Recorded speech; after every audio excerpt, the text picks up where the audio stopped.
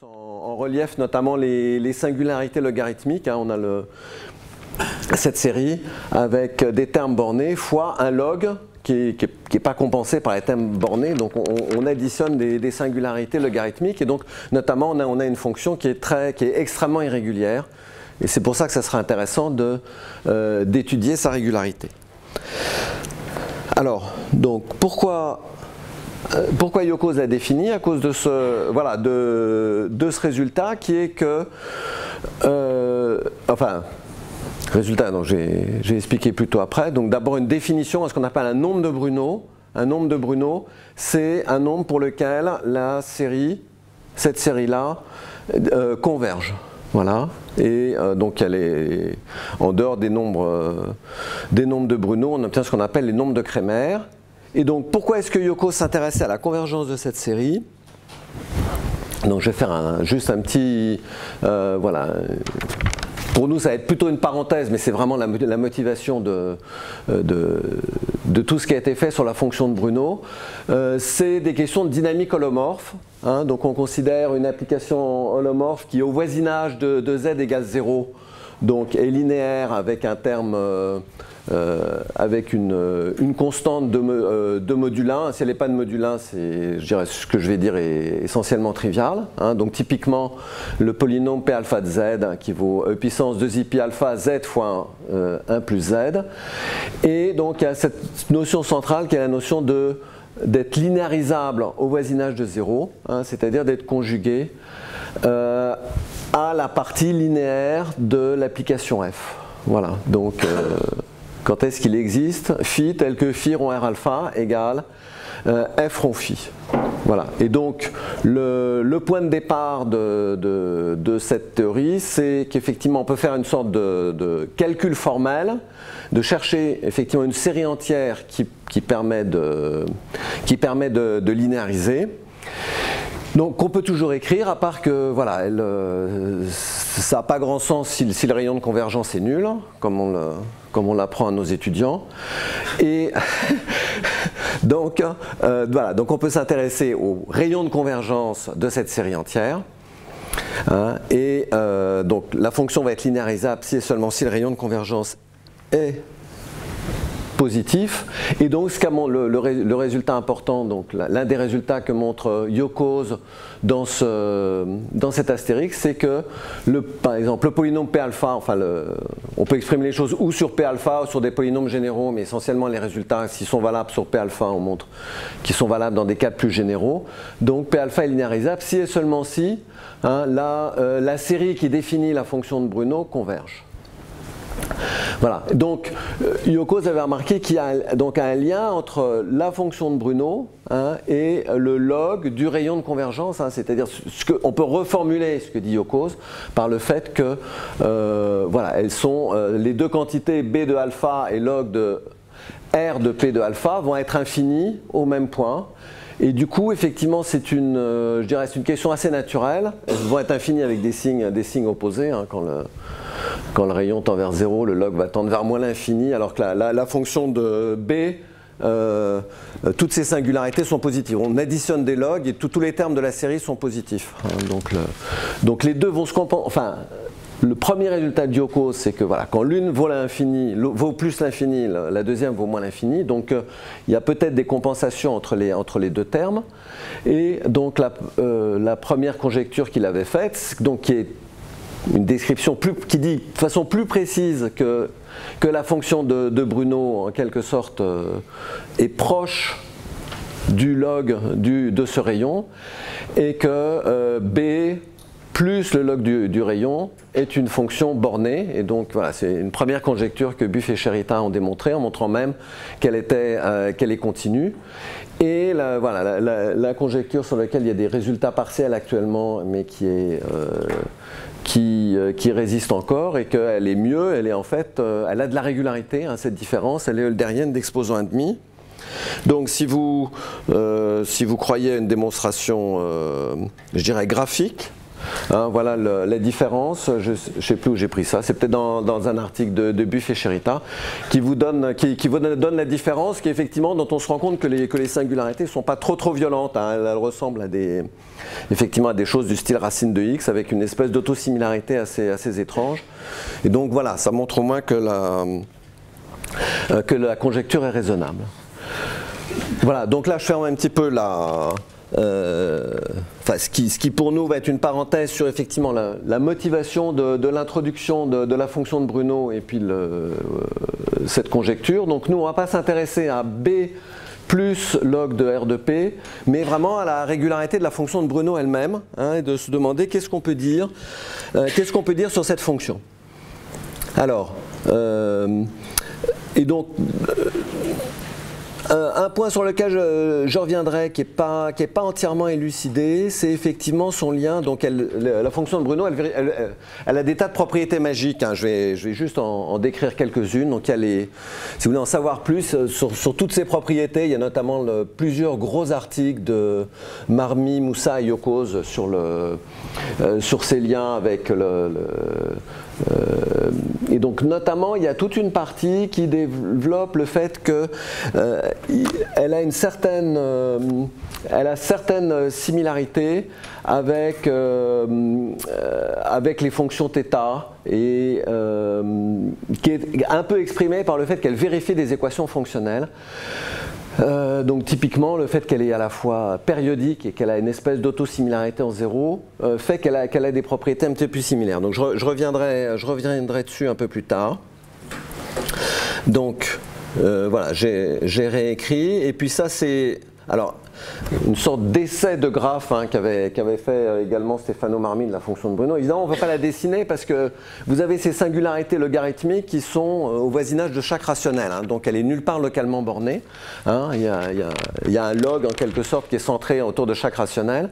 Donc Marmi avait fait ce dessin en tirant des points au hasard et donc en disant que c'est à quoi ressemble la fonction de Bruno en 1000 points, je crois qu'il a tiré 1000 points qui sont tirés au hasard et pour lequel on sait évidemment si on les tire au hasard, presque tout point est un point de Bruno. Hein. Les ensembles de points qui ne sont pas des points de Bruno sont non seulement de mesure nulle mais même de dimension de Hausdorff nulle, hein. C'est un ensemble tout petit. C'est des points qui sont très bien approximés par les rationnels.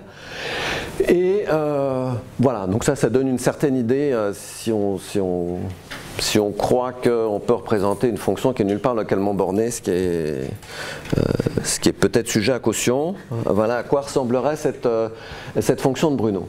Alors, évidemment, on peut se poser la question, qu'est-ce que ça veut dire d'étudier la régularité de la fonction de Bruno, vu qu'a priori ça n'a aucun sens, elle est nulle part localement bornée, elle a absolument aucune régularité. Alors, il y a quand même une certaine régularité globale qui a été démontrée par Marmi, Yusaku, Yoccoz, qui est que, certes, elle n'est pas dans L-infini, mais elle est dans tous les LP, elle est même un petit peu mieux, elle est dans l'espace qu'on appelle BMO, donc j'ai rappelé la définition. BMO, c'est un espace qui est un tout petit peu plus gros qu'à l'infini, mais un chouïa plus gros, quoi, et qui est typiquement inclus localement dans tous les LP. Hein. Donc on prend le BMO, c'est pour Bounded Mean Oscillation. Hein. Donc on regarde les oscillations de f, on se place sur un intervalle, on regarde f moins sa moyenne sur un intervalle, donc son oscillation autour de sa moyenne, et on demande que quand on remoyennise ça soit borné uniformément sur tous les intervalles. Voilà, donc ça c'est un espace qui joue un rôle important en analyse harmonique parce que c'est en quelque sorte le bon substitut de L-infini pour des tas de propriétés. Hein. Typiquement, les opérateurs d'intégrale singulière ne sont pas continus sur L-infini, je reviendrai un petit peu là-dessus, mais ils sont continus sur BMO. Donc voilà. Donc pourquoi c'est assez naturel qu'elle appartienne à BMO? Parce que l'exemple typique d'une fonction qui est dans BMO, c'est le log. Hein, qui certes tend vers l'infini, mais de façon très lente, au voisinage de 0, et qui est donc pas dans l'infini, mais dans BMO. Et donc là, on a une espèce de série de singularités logarithmiques Et donc, bon, évidemment, ça ne prouve pas, il y a du travail pour montrer que la fonction est dans BMO, mais au moins, voilà, chacune des singularités indépendamment est clairement dans BMO, donc c'était raisonnable de se poser la question de l'appartenance à BMO. Voilà, donc ça c'est pour la régularité, je dirais, globale de cette fonction. Et évidemment, il faut d'abord se poser la question de quel sens on peut donner effectivement à la régularité de la fonction de Bruno. Donc la notion usuelle de régularité locale, c'est la régularité eulérienne, hein, je rappelle la définition. Hein, une fonction est C alpha en un point x0 si f moins son développement de Taylor est majoré par x moins x0 puissance alpha. Et ça, c'est pas, je dirais évidemment, c'est pas une notion de régularité, hein, c'est la notion usuelle de... Quand on parle de la régularité ponctuelle d'une fonction et qu'on regarde comment elle varie, c'est la notion qu'on utilise d'habitude qui va évidemment pas marcher parce qu'elle suppose que la fonction est localement bornée. Hein, voilà, dans un certain voisinage de x0, vous avez f moins un polynôme qui doit être petit. Donc évidemment, c'est pas une notion qui est adaptée à la fonction de Bruno. Voilà, ensuite, si ça marche, on définit de cette façon-là un exposant de régularité en chaque point, mais donc a priori, c'est pas bon. Voilà, donc a priori, on peut être bloqué, et il y a une façon de... il y a un bon outil, donc là on a de la chance, il y a un bon outil qui a été en fait développé dans les années 60 par Calderon et Zygmunt. Ils l'ont développé pour étudier la régularité ponctuelle des équations elliptiques, hein, dans cet article-là. Et donc pourquoi est-ce qui est un bon substitut, qui est un substitut de la régularité eulérienne ponctuelle, hein, un substitut de cette définition, qui va marcher pour des fonctions non bornées. Donc en fait, eux, leur motivation, c'était pas tellement ça. Eux, leur motivation, c'est qu'ils avaient remarqué ce que j'ai dit tout à l'heure, à savoir que l'espace L infini n'est pas un bon espace sur lequel faire opérer des opérateurs. Donc typiquement, eux, ils s'intéressaient à des opérateurs pseudo-différentiels, hein, ou des opérateurs d'intégrale singulière. Donc le prototype sur lequel on peut voir qu'il y a des problèmes, c'est la transformée de Hilbert. Hein, qui est définie de cette façon-là, où l'intégrale doit être prise au sens partie finie. Voilà, qui est vraiment, je dirais, l'opérateur d'ordre 0 le plus simple qu'on peut imaginer. Et même pour cet opérateur-là, voilà, L infini, cet opérateur-là agit pas, et pas continu sur L infini, parce que, par exemple, si une fonction a des discontinuités, hein, c'est vraiment un exercice très facile. Si vous avez une discontinuité franche, hein, avec des limites à droite et à gauche en un point, la transformée de Hilbert la transforme en une singularité logarithmique. Hein. Donc quelque part, l'opérateur n'est pas continu sur L infini. Et donc ce qu'ils avaient remarqué, c'est que en fait,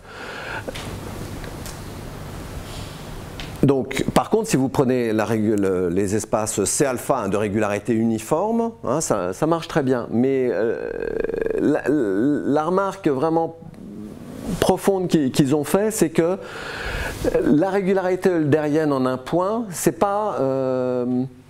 certes, on peut l'avoir comme la régularité uniforme, où on ne mettrait pas d'uniformité, hein, où on prendrait juste le point x0, mais en fait, c'est plutôt une condition L infini locale. Hein. Cette condition-là, ça vous dit que si vous vous mettez sur une petite boule au voisinage de x0, hein, f moins p en norme L infini sur cette petite boule est majoré par le rayon de la boule à la puissance alpha, et ce, quelle que soit la taille de la boule. Donc, il faut voir que la condition c'est alpha locale, c'est une condition, en fait, c'est une condition de type L infini et pas de type C alpha. Hein. Et donc, vous avez exactement les problèmes que vous rencontrez quand vous étudiez la régularité L infini. Vous les rencontrez pour la régularité C alpha, parce que par exemple, si vous avez vous pouvez vous construire une brave fonction qui est régulière en 0, hein, qui va être, disons, entre ça et ça, hein, mais sur laquelle vous allez mettre une suite de discontinuités qui va faire comme ça. Donc si vous avez cette fonction-là, vous voyez, comme vous mettez des discontinuités, si vous prenez sa transformée de Hilbert,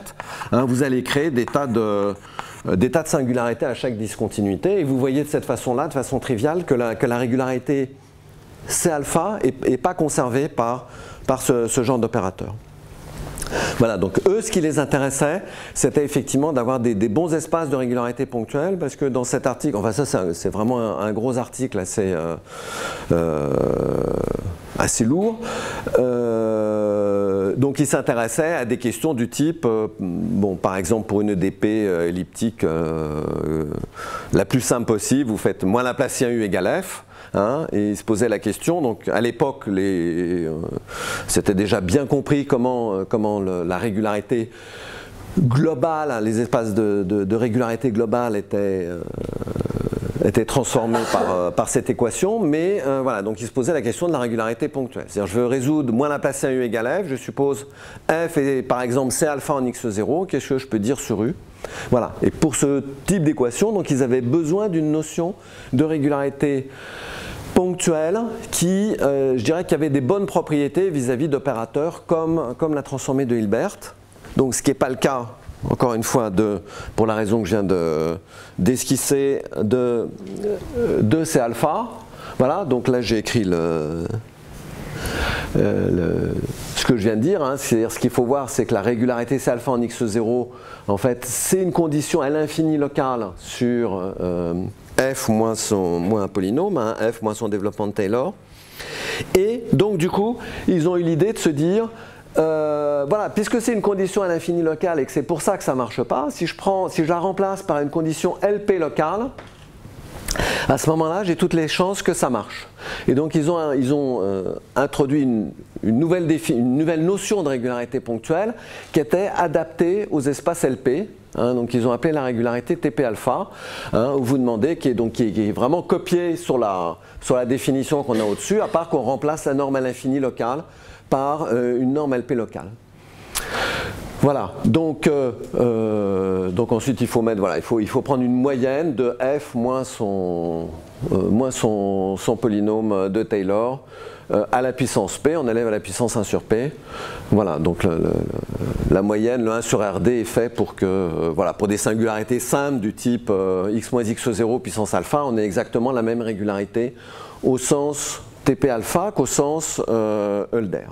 Voilà, et exactement comme pour Hölder, hein, on définit comme ça un exposant en chaque point, un exposant de régularité en chaque point. Hein, on prend le sub des alpha tel que cette condition-là est vérifiée en chaque point.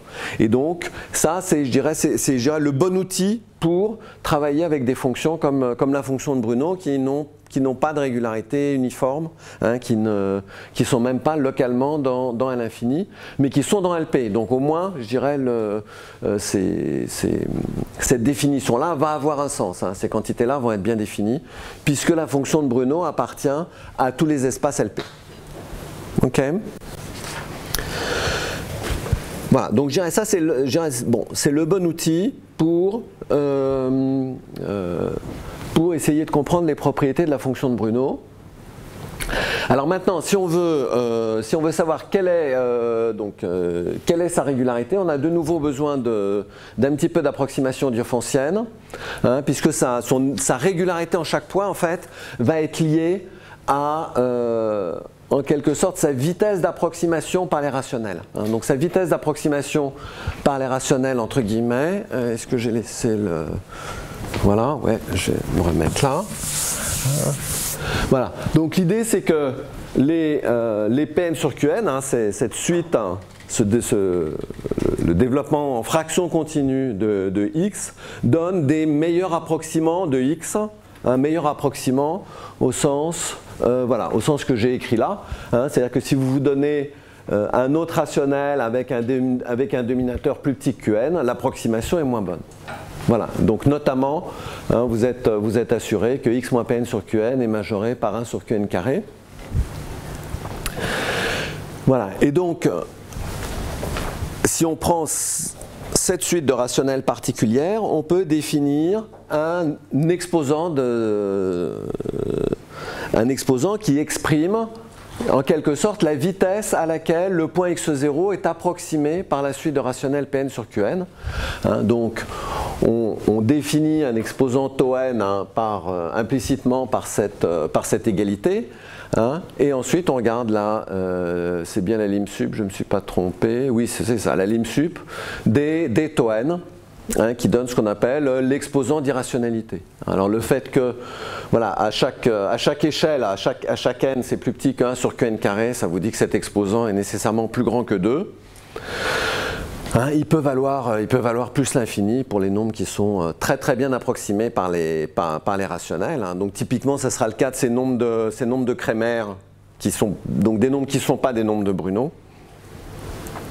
Voilà. Et par contre, voilà, il prend les plus petites valeurs pour les irrationnels qui sont mal approximés entre guillemets par les rationnels. Donc c'est typiquement le cas de voilà, racine de 2, racine de 3, etc. Les solutions d'équations du second degré qui ne sont pas des rationnels. Voilà. Et donc comme je le disais, effectivement, pour les nombres qui ne sont pas des nombres de Bruno, taux de x vaut plus l'infini. Voilà, donc c'est cet exposant-là qui va jouer un rôle. Disons, c'est pas totalement invraisemblable si on se rappelle la définition de la fonction de Bruno avec ses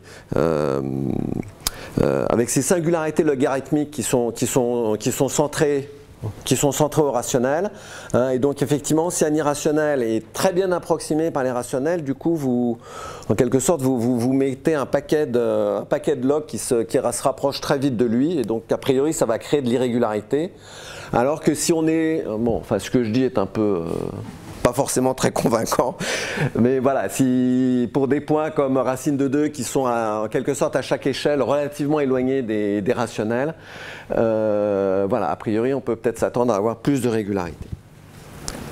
Alors voilà, donc le résultat dont je voudrais vous donner une petite idée de comment on peut le montrer, c'est celui-là, c'est-à-dire que donc cet exposant, donc le P exposant, en fait, il ne dépend pas de P, et il est donné exactement par l'inverse de ce taux d'approximation. Voilà, donc ça c'est quelque chose que j'ai fait avec Bruno Martin. Parce que Bruno Martin, donc ça c'est un autre hasard en fait, quand je me suis mis à m'intéresser à ce problème, il avait étudié avec Michel Balazar la fonction de Bruno, et il s'est intéressé à la question suivante, dont on va voir pourquoi elle est liée, qui était d'estimer des moyennes de la fonction de Bruno entre deux rationnels. Donc, ce qu'ils avaient remarqué, c'est que si vous prenez, donc je vais prendre sur l'intervalle 0,1,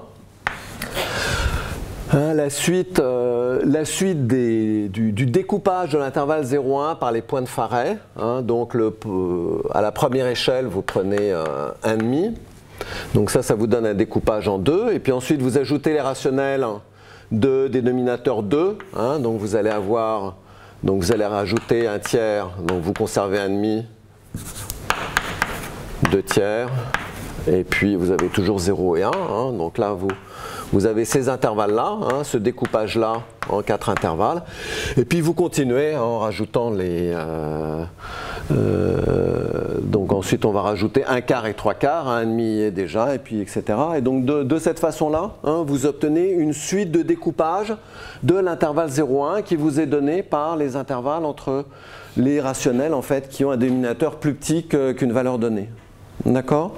Voilà. Et donc ce qu'ils avaient remarqué, c'est qu'en quelque sorte, ça c'est le bon découpage, c'est le découpage qui est adapté à la construction de la fonction de Bruno, et donc qu'effectivement on peut obtenir des estimations relativement précises sur l'intégrale de la fonction de Bruno sur des intervalles de cette façon-là, sur des intervalles de ce type-là.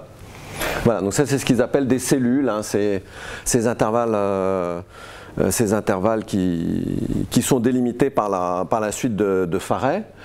Et donc je vais juste me placer dans le cas P égale 1. Si vous regardez dans le cas P égale 1, donc pour estimer le 1 exposant, vous avez à estimer des intégrales entre le point x0, vous considérez, et puis un point x qui est proche, effectivement, de la fonction de Bruno, par exemple, moins une bonne constante qu'il faut déterminer, effectivement, dx. Donc essentiellement, vous avez à estimer des intégrales de la fonction de Bruno. Voilà. Donc c'est pour ça que je dirais le travail que Michel Balazar et Bruno Martin avaient fait effectivement, sur ces estimations d'intégrales sur des petits intervalles de la fonction de Bruno, c'est une partie de dont on a besoin pour estimer le P exposant, au moins pour P égale 1. Ensuite, les choses sont encore un petit peu plus compliquées pour P différent de 1, mais au moins, je voudrais vous donner l'idée pour P égale 1 de ce qui se passe. Voilà, on a besoin d'estimer ce genre d'intégrale. Alors, voilà. Donc en fait, je ne vais pas vous donner, il faudrait un peu plus de temps pour un colloquium, c'est un peu juste je dirais les estimations précises qu'ils avaient obtenues, mais disons qu'effectivement, une fois il faut travailler un petit peu plus, mais on arrive de cette façon-là à montrer de la régularité, c'est-à-dire à majorer ce genre de quantité, et donc à minorer l'exposant de Hölder, montrer que l'exposant de Hölder, on montre de la régularité, donc que l'exposant de Hölder est plus grand que quelque chose. Et donc pour montrer dans l'autre sens, de l'irrégularité, en fait, c'est une méthode assez jolie dont je voudrais vous convaincre qu'elle peut donner le résultat également en partant de ce genre d'intégrale. Donc c'est une méthode du type ondelette. Alors, donc je vais ouvrir une nouvelle petite parenthèse sur une fonction plus simple que la fonction de Bruno pour vous montrer, pour essayer de vous convaincre que des méthodes de type ondelette permettent de majorer facilement de la régularité. Ce qui est souvent le problème clé. Donc ça se voit sur, si vous revenez à la première fonction qui a été, je dirais historiquement, sur lequel les gens ont voulu démontrer de l'irrégularité, qui étaient les fonctions de Weierstrass. Donc Weierstrass voulait trouver un exemple de fonction continue et nulle part dérivable. Donc il avait regardé essentiellement des fonctions de ce type-là. Je ne sais plus s'il avait mis un sinus ou un cosinus, mais de toute façon ça ne change pas grand-chose. Voilà. Et donc pour ce genre de fonctions, c'est très facile de trouver leur régularité exacte, de trouver de la régularité uniforme. Vous faites juste, vous majorez les accroissements et puis vous coupez en basse fréquence où vous utilisez les accroissements finis, et puis en haute fréquence où simplement vous faites une estimation à l'infini, et ça vous donne très très facilement la régularité. Par contre, c'est dur de trouver, c'est a priori dur de démontrer de l'irrégularité. Pourquoi? Parce que vous avez quelque chose qui est très oscillant, vous avez une série de termes en sinus qui oscillent tous, et vous voulez minorer un accroissement de ces sinus. Et en fait, a priori, vous ne savez pas s'il n'y a pas des compensations de signes un peu mystérieuses qui vont faire que votre différence elle est toute petite, même si chacun des termes est relativement gros, quoi. Donc voilà, c'est dur en général de minorer quelque chose qui oscille. Voilà, et donc l'idée, c'est essentiellement, donc déjà ça pose un sérieux problème à Weierstrass, et si vous regardez la démonstration qu'il a donnée, elle est vraiment très très technique, et elle fait des hypothèses qui sont clairement non nécessaires sur les valeurs A et B pour arriver effectivement à minorer ces accroissements entre sinus. Voilà. Et donc il y a une idée qui est plus ou moins implicite donc c'est Hardy qui a trouvé exactement comment, sans restriction, comment trouver la régularité de ces fonctions-là. Il a montré que l'exposant de Hölder est constant et vaut donc moins log de B sur log de A. Donc c'est ce qu'on conjecture naturellement quand on cherche, quand on monte la régularité, hein, c'est l'exposant qui sort. Et l'idée, c'est qu'il faut, l'idée de Hardy, qui est essentiellement une idée ondelette, hein, enfin maintenant on l'appelle une idée ondelette, c'est de se dire qu'il faut arriver justement à décorréler ces fréquences. Voilà. Et comment décorréler ces fréquences? L'idée est de faire un produit de convolution avec une fonction. Donc faire un produit de convolution avec une fonction, c'est vraiment faire une transformée en ondelette qui va en quelque sorte capturer une seule fréquence. Et donc à ce moment-là, il n'y aura plus de compensation et on aura exactement on pourra obtenir la régularité. Donc l'idée dans le cas des fonctions de Weierstrass, si vous écrivez pour cette fonction-là, hein, si vous écrivez sa transformée de Fourier, donc vous allez avoir des masses de Dirac au point B puissance n. Donc vous avez des masses de Dirac qui sont sur une, je vais commencer près de 0, hein, sur une suite géométrique, qui sont les puissances de B, qui sont masses de Dirac, qui sont justement les A puissance n. Hein. Donc vous avez un espèce de dessin comme ça, à part que ça représente la valeur d'une masse de Dirac.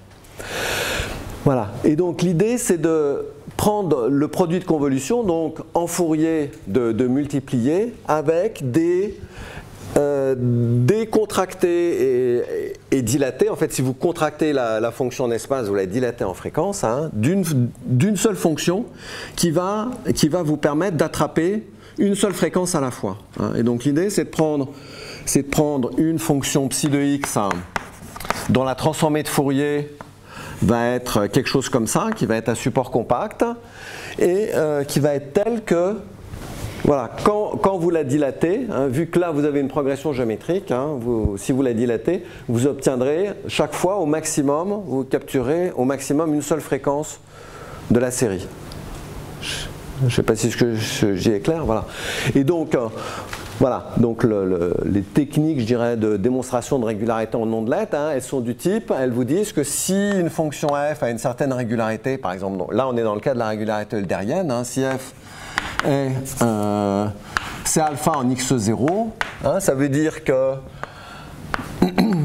donc f de x moins un certain polynôme, hein, va être majoré dans un certain voisinage de x0, hein, et donc si vous prenez un produit de convolution de cette égalité avec une fonction comme ça, hein, vous voyez, donc j'ai pris nul en Fourier, nul au voisinage de 0 en Fourier, donc évidemment ça tue le polynôme, hein, et donc vous allez obtenir que le produit de convolution va également être majoré par quelque chose.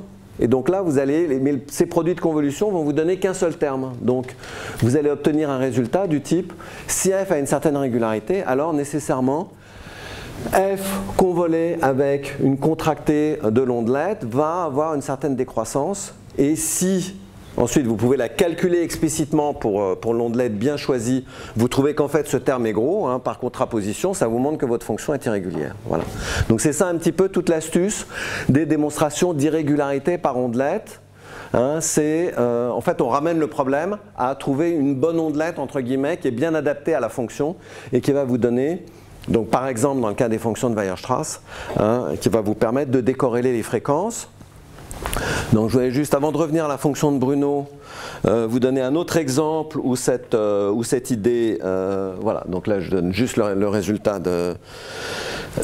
partiel de Weierstrass et puis complet de Hardy. Voilà, c'est une idée qui marche pour par exemple pour la fonction de Riemann. Donc je reviens à ce que je disais tout à l'heure, voilà, ça c'est une fonction qui est liée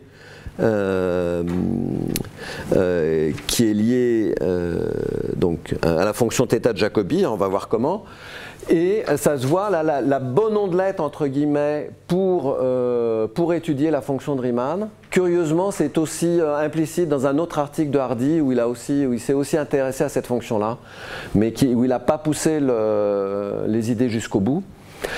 C'est de prendre l'ondelette de Cauchy, hein, c'est-à-dire 1 sur x moins i au carré. Et voilà, si vous prenez cette ondelette-là, implicitement, et que vous partez d'une série de Fourier, ça vous donne l'ondelette vous donne la partie, l'ondelette vous donne si vous prenez que les fréquences positives, hein, le prolongement holomorphe sur le demi-plan supérieur de la fonction. Donc vous remplacez les sinus pi n de x par la série des e puissance i n de z. J'ai oublié un pi là, hein. Si on a mis un pi là, il vaut mieux mettre un pi là. Voilà, donc je dirais là, l'ondelette adaptée, c'est celle qui va vous permettre d'estimer complètement sur le demi-plan supérieur la taille de la transformer en ondelette. Et là, voilà, là vous pouvez le faire parce que vous avez une fonction θ, donc je dirais vous utilisez l'équation fonctionnelle pour l'estimer partout. Et voilà, donc ça c'est un deuxième exemple. Et ce que je voulais dire, je ne l'ai pas écrit, non. Voilà, je voulais aussi le citer parce que du coup le résultat est très très proche de ce que j'ai dit pour la fonction de Bruno. Hein, c'est-à-dire que l'exposant, donc là c'est un vrai exposant de Hölder, hein, cette fonction. Le F c'est le R, c'est ça, hein oui, tout à fait, ouais, pardon. Ouais, voilà. Ouais, non, là je rappelais ce que c'était que la transformée en ondelette, je dirais, voilà, pour une fonction F générale, et dans ce cas particulier, ouais, c'est ça, oui, tout à fait, oui. Voilà. Voilà, et donc la régularité qu'on obtient en chaque point, que je ne vais pas vous donner, c'est essentiellement donné par la même formule que la fonction de Bruno, simplement là c'est pas exactement de l'approximation diophantienne parce que c'est l'approximation par les points qui, pour cette fonction-là, vous avez les rationnels qui sont de la forme, c'est juste les rationnels de la forme impair sur impair qui comptent, et donc c'est l'approximation rationnelle par ces points-là, mais c'est essentiellement la même chose. Et donc, voilà, il y a probablement un lien entre la fonction de Bruno et ce type de fonction qui n'est pas compris. C'est aussi un peu pour ça que je voulais signaler ça. Et puis aussi pour signaler que, voilà, je dirais au-delà de ce résultat ponctuel sur la fonction de Riemann, hein, ce genre d'idées ont été poussées plus loin. Donc d'une part, Stéphane Seret et Adrien Ubis qui ont regardé une variante de la fonction de Riemann, vous voyez, vous mettez un alpha différent pour lequel, si vous mettez des alphas plus petits que je ne sais plus quelle est la valeur critique, hein, mais vous pouvez avoir le fait que cette fonction n'est plus localement bornée non plus, et vous pouvez aussi regarder son P exposant. Et puis surtout, puisque voilà, ici, Isabella Petrikiewicz avait fait sa thèse également sur des généralisations de cette... Donc du coup, vous devez... Peut-être pas les plus jeunes, mais disons les autres, vous avez dû entendre parler de ce genre de choses à l'époque où Isabella était doctorante ici. Voilà, où effectivement l'idée de regarder des séries de Fourier qui sont liées à des fonctions modulaires et d'utiliser les propriétés de modularité pour estimer partout la transformer en ondelette en prenant cette ondelette là et du coup pour déterminer leur régularité en chaque point. Donc ça fait des tas de séries de Fourier qui ont des régularités qui souvent sont toujours du même type, hein, c'est-à-dire leur régularité en un point dépend des propriétés d'approximation diophantienne du point. Voilà, donc je reviens un tout petit peu en arrière. Maintenant, ça c'est un peu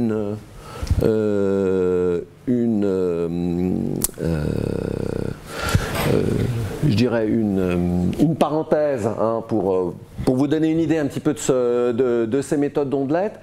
Et donc là aussi pour la fonction de Bruno, il y a une ondelette qui marche bien. Alors là, curieusement, c'est pas une ondelette, c'est pas une ondelette très compliquée. Hein, je dirais, c'est l'ondelette qui va pas nous donner de travail, hein, entre guillemets. L'idée, c'est qu'effectivement, on peut obtenir, hein, en utilisant ou les résultats de Balazar et Martin, ou en les travaillant un petit peu plus, assez facilement, des équivalents assez précis de ces intégrales de la fonction de Bruno entre deux rationnels de la suite de Farey. Et en fait, ces équivalents sont suffisamment précis pour pouvoir même avoir un équivalent de leur différence. Hein, c'est-à-dire qu'on obtient des termes d'erreur relativement précis. Et donc du coup, qui dit différence dit en fait intégrale de la fonction contre ce qu'on appelle l'ondelette de Haar, hein, c'est-à-dire la fonction qui vaut 1 sur 0,5 et puis moins 1 sur 1,5 que vous avez correctement translaté, dilaté. Voilà, et donc l'idée, c'est qu'en fait, on va obtenir, on s'est fatigué pour avoir de la régularité, mais on va obtenir gratuitement de l'irrégularité en utilisant un résultat du type ondelette. Donc là je l'ai réécrit, bon, c'est pas, la formulation précise n'a pas beaucoup d'importance pour vous, mais effectivement, un résultat du même type que ceux que je citais, hein, c'est-à-dire que si vous avez, donc là on utilise des ondelettes qui n'ont aucune régularité, mais en fait il n'y a pas besoin, ça c'est un peu une chose surprenante, on n'a pas besoin de régularité sur l'ondelette pour en déduire de l'irrégularité, pour analyser de la régularité. Pour en déduire de l'irrégularité, pardon. Pour en déduire de la régularité, on aurait besoin de régularité sur l'ondelette, mais pour en déduire de l'irrégularité, il suffit juste d'avoir des moments nuls, et comme là, on peut assez facilement voir que tous les exposants sont en fait entre 0 et 1 pour la fonction de Bruno, il suffit d'avoir une intégrale nulle, ce qui est le cas pour l'ondelette de Haar. Hein. Là, je vais la dessiner correctement. Vous prenez cette ondelette-là, hein, qui vaut 1 sur 0,5, et moins 1 sur 1,5. Voilà. Et donc effectivement, vous pouvez interpréter... alors, c'est pas la vraie base de Haar, hein. La vraie base de Haar avait été construite par Haar sur les intervalles dyadiques. Là, c'est plutôt une transformée continue en ondelette en utilisant l'ondelette de Haar, hein, puisqu'il faut la centrer, non pas sur les points dyadiques, mais en fait sur les... il faut la centrer sur les rationnels. Voilà, mais sinon c'est voilà, la même idée, hein, et donc vous utilisez un résultat donc, qui est juste une réécriture dans le cas du P exposant des résultats classiques du type si f et c alpha en x0, alors ça se transforme en ondelette et petite, hein. De même vous pouvez montrer que si f est dans TP alpha, alors vous avez également une transformée continue en ondelette petite, enfin contrôlée d'une certaine façon, et en contraposant cette proposition, vous en déduisez du coup essentiellement gratuitement des résultats d'irrégularité de la fonction de Bruno, hein, et donc de cette façon-là, voilà, on a un petit peu de chance, ce qu'on montre colle exactement et on obtient en tout point l'exposant, le P exposant de la fonction de Bruno, enfin au moins, voilà, vous êtes convaincu pour le 1 exposant, mais là en fait le critère ne dépend pas de P, donc pour l'irrégularité, c'est clair que ça donne aussi le P exposant en tout point, juste en utilisant donc ces estimations sur des moyennes de la fonction de Bruno.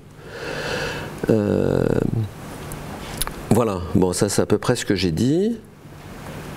Alors voilà, du coup on peut traduire, hein, donc ça rentre un petit peu dans le cadre de ce qu'on appelle l'analyse multifractale, hein, qui s'intéresse à déterminer des dimensions d'ensemble de points ou un exposant donné, donc en général l'exposant de Hölder, mais ça peut être aussi bien le P exposant à une valeur donnée, hein, et donc si vous traduisez ça en termes d'analyse multifractale, hein, ça vous dit que le spectre multifractal de la fonction de Bruno est cette fonction-là.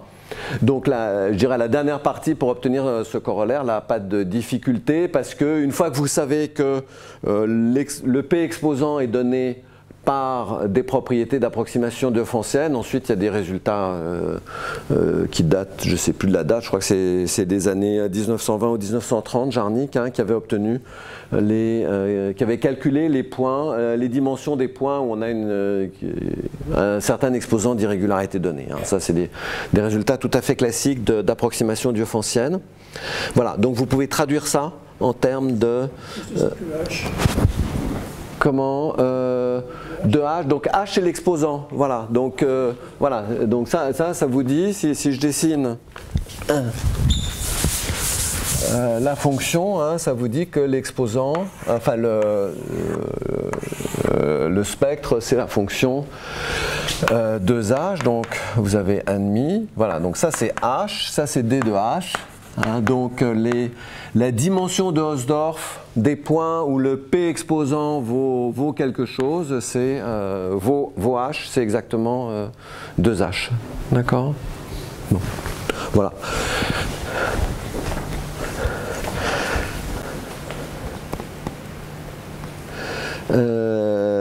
Voilà, alors je voudrais terminer par des choses qui sont assez intrigantes. Donc il y a des tas de...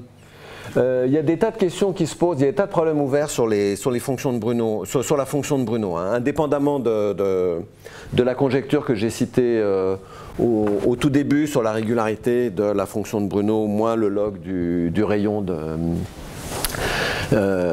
ce rayon de convergence de la série associée à P alpha. Il y a eu donc ça, il faut... c'est typiquement dans les gros papiers Marmi, Moussa, Yokos. Il y a eu des tas de généralisations de la fonction de Bruno, par exemple, qui sont, je dirais, dans deux directions, ou bien en prenant d'autres types de développement en fraction continue que celui que j'ai donné. Donc les gens qui font des systèmes dynamiques voilà, ont introduit des tas de variantes des développements en fraction continue, ou bien également en mettant des singularités autres que la fonction log, hein. Donc de cette façon-là, on peut introduire des tas de fonctions de Bruno différentes, des tas de généralisations de la fonction de Bruno qui posent pas mal de problèmes. Mais ce que je voulais citer, c'est quelque chose d'un peu différent, qui est assez étrange. Donc il y a une autre collection de fonctions qui donne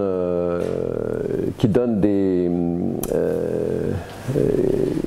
enfin, il y a une autre façon de construire des fonctions multifractales, hein, dont l'exposant, des fonctions irrégulières dont l'exposant, donc dans ce cas-là l'exposant de Hölder va dépendre du point considéré, va dépendre uniquement par sa vitesse d'approximation par les rationnels, hein, par son exposant d'irrationalité, qui sont ce qu'on appelle les séries Davenport, hein. Donc les séries Davenport, c'est des choses qui avaient été introduites par... c'est des fonctions qui sont, dont les propriétés sont étudiées par les gens qui font de la théorie analytique des nombres, hein. Donc il y a par exemple plusieurs articles de Tenenbaum et de La Bretèche, hein, sur les séries de Davenport, relativement récents, hein. L'idée est que c'est un peu les séries de Fourier du pauvre, hein. Vous prenez la fonction... voilà, on revient aux séries de Fourier. Vous prenez, au lieu de prendre un beau sinus ou un beau cosinus, vous prenez juste la fonction en dents de scie, hein, donc cette fonction-là. Et puis vous faites comme les séries de Fourier, mais avec cette fonction-là. Et donc vous voyez que quand vous la contractez par un facteur n, là, la fonction en dents de scie, elle a des discontinuités aux entiers. Si vous la contractez par un facteur n, vous allez mettre des discontinuités sur les multiples de 1 sur n. Et quand vous construisez des séries de cette façon-là, hein, vous allez avoir quelque chose qui va être assez semblable à la fonction de Bruno, à part que les singularités, elles, sont des vraies discontinuités, hein. Si, là, je suppose que la suite à n est dans L1, donc ma série converge uniformément. Et je vais avoir, de cette façon-là, je vais construire très simplement des fonctions qui vont avoir des discontinuités à tous les rationnels. Voilà. Et donc, du coup...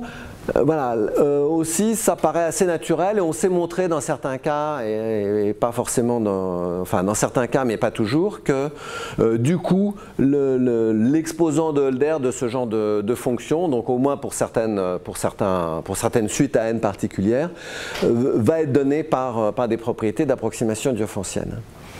Alors, donc, il y a une certaine ressemblance formelle avec la fonction de Bruno, hein. Vous avez ces singularités au rationnel qui apparaissent, qui là sont juste des discontinuités et pas des singularités logarithmiques. Mais on a quand même l'impression qu'il y a plus. Parce que, donc, si je reviens à ce que je disais tout à l'heure avec la transformée de Hilbert, hein, donc vous vous rappelez, je vous avais dit que quand vous avez une discontinuité franche, hein, donc typiquement ce genre de singularité qu'on a sur les séries Davenport, et que vous prenez une transformée de Hilbert, vous les transformez en singularité logarithmique. Voilà. Et donc ce qu'on montrait également, donc je vous montre juste un dessin, ce qu'on montrait... j'ai un doute tout d'un coup, je crois que c'est dans l'un des articles aussi de Marmi, Moussa, Yoko, c'est effectivement ce qui se passe pour la fonction de Bruno. C'est-à-dire vous avez cette fonction qui est nulle part localement bornée mais avec des singularités logarithmiques, vous prenez sa transformée de Hilbert, et donc en fait, donc ça veut dire, prendre sa transformée de Hilbert, ça veut dire que vous la voyez comme la partie réelle, hein, la partie réelle sur l'axe réel, hein, d'une fonction analytique définie sur le demi-plan supérieur et vous vous intéressez maintenant à sa partie imaginaire, d'accord? Donc ça revient à faire une transformée de Hilbert. En fait, c'est exactement ce qui se passe, hein. C'est-à-dire que ces singularités logarithmiques sont transformées en des discontinuités, et donc vous obtenez une fonction qui a des discontinuités au rationnel, donc une fonction qui ressemble beaucoup à une série de Davenport. Par contre, voilà, donc une première question qui est très irritante, c'est est-ce que c'est ou pas une série de Davenport? C'est une question à laquelle on ne sait pas répondre, mais il y a quelque chose de très étrange. C'est-à-dire que si vous, là, dans le cas où la suite des AN est dans petit L1, hein, vous pouvez, vous avez une série uniformément convergente, vous pouvez calculer le saut, hein, le saut en un rationnel donné, en fait c'est la somme des sauts sur tous les multiples le saut en P sur Q, c'est la somme des sauts sur tous les n qui sont multiples de Q, hein, qui chacun va apporter sa petite contribution, hein. Donc de cette façon-là, le saut en P sur Q, vous le détruisez, vous le construisez très simplement, et voilà, si vous êtes dans petit L1, en fait, vous pouvez inverser ça et vous dire, voilà, si j'ai une fonction qui a les mêmes sauts évidemment en P sur Q pour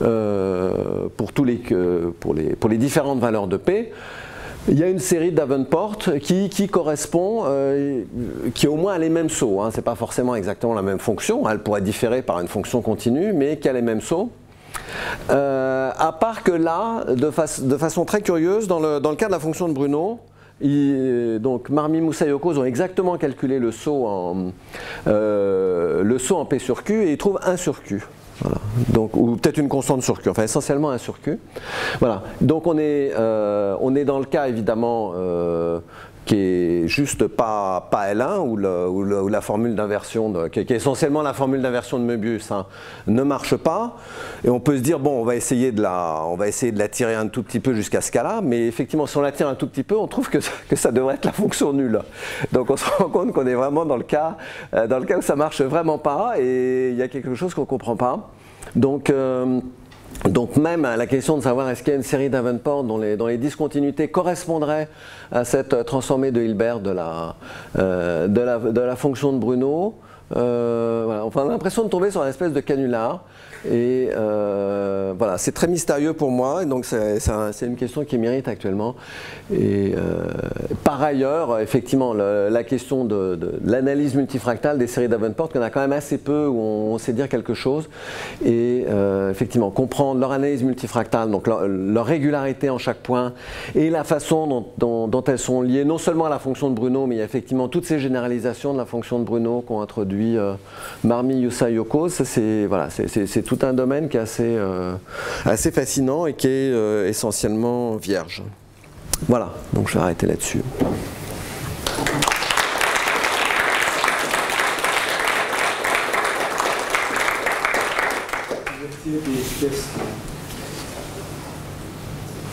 Ouais. Oui, au début, tu as expliqué qu'il y avait une équation fonctionnelle. Oui. Et qu'elle n'est pas intervenue tellement ensuite. Et alors, je me suis demandé, parce que l'an dernier, on a entendu un exposé de François Le Drapier, je crois, sur le graphe de la fonction de Weierstrass. Ouais. Tu disais vraiment l'aspect système dynamique et tout ça. Oui. C'est relié à... non, cette équation fonctionnelle, mais je l'ai citée en fait parce que je disais, elle a un tout petit peu l'air de l'équation qui est vérifiée par les formes modulaires, quoi. Tu vois, tu as une fonction périodique qui en plus vérifie f de 1 sur x égale. Et donc on a l'impression que... Enfin, évidemment, je ne saurais pas en dire grand-chose, hein. Que du coup... tu vois, par exemple, sur la régularité ponctuelle, il y a le fait que du fait que par exemple la fonction de Riemann vérifie exactement cette équation-là, les régularités en chaque point sont données par l'approximation diophantienne. Là aussi, mais en même, enfin voilà, je dirais, pour moi, enfin c'est une analogie, hein, je ne sais pas l'exploiter, mais par ailleurs, effectivement, je dirais Marmy, Moussa et Yoccoz l'exploitent beaucoup cette équation fonctionnelle pour obtenir beaucoup de propriétés Pour moi, actuellement, c'est plus une analogie, quoi. Je sais pas comment le...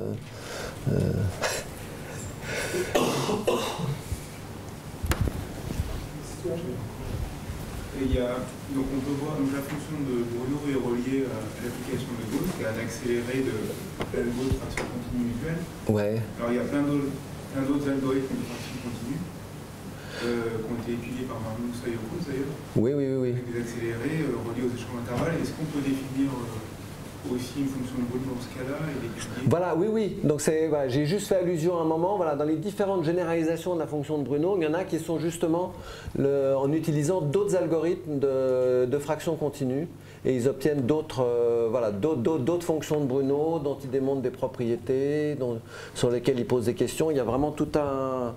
Voilà, je dirais il y a un peu deux directions. Il y a effectivement ça, c'est-à-dire prendre un algorithme de fraction continue différent, ou bien mettre des variations, au lieu de mettre des logs, mettre d'autres fonctions. Ce qui serait intéressant du point de vue de l'analyse multifractale. Là, on a quelque chose qui est, par exemple, qui dépend pas un exposant qui ne dépend pas de P, hein, parce que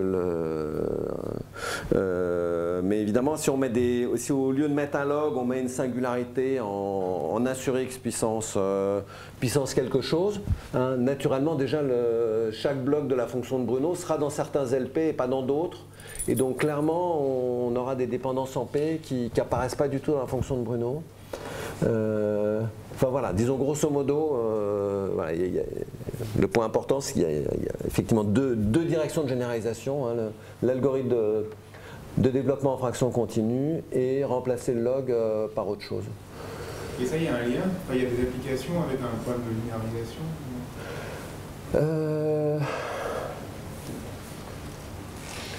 Bon, je dois avouer que je n'ai pas lu en détail tous les articles Marminius-Salokos, parce que voilà, il y a des parties qui sont vraiment assez violentes, quoi. Et surtout, ça mélange vraiment des arguments durs de tas de choses différentes, quoi, de fonctions holomorphes, de systèmes dynamiques, d'analyse réelle, d'analyse harmonique. Donc il y a un moment où on craque un peu. Et du coup, voilà, peut-être, j'ai pas, voilà, ce que j'ai regardé de ces articles ou des gens qui ont travaillé dessus après, j'ai pas vu, mais voilà, c'est pas parce que j'ai pas vu, je suis peut-être passé à côté.